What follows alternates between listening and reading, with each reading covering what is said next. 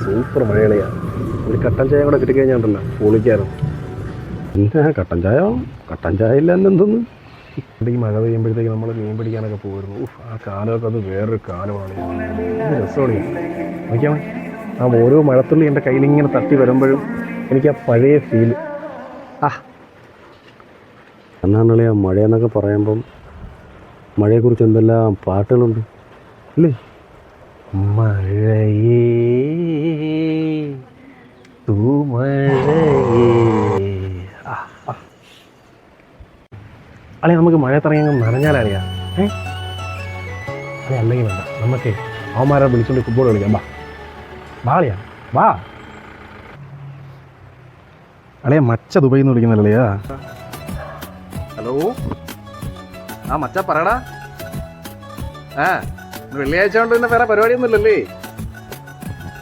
കഴിച്ചാളിയാ. ഇവിടെ എന്തോന്നറിയാ വിശേഷം? മഴയും വെള്ളവും ചെളിയും ചെളിക്കെട്ടും കറണ്ടും ഇല്ല, പണിയില്ല, ആകെ വിരുതോടെ കട്ടൻ ചായ കുടിച്ചോണ്ടിരിക്കുന്നു. അത് തന്നെ വഴി നരകം. അളിയാ ഫോണിൽ ചാർജില്ല അളിയാ. അളിയാ വൈകുന്നേരം വിളിക്കോ? ശരി അളിയാ, ഓക്കെ.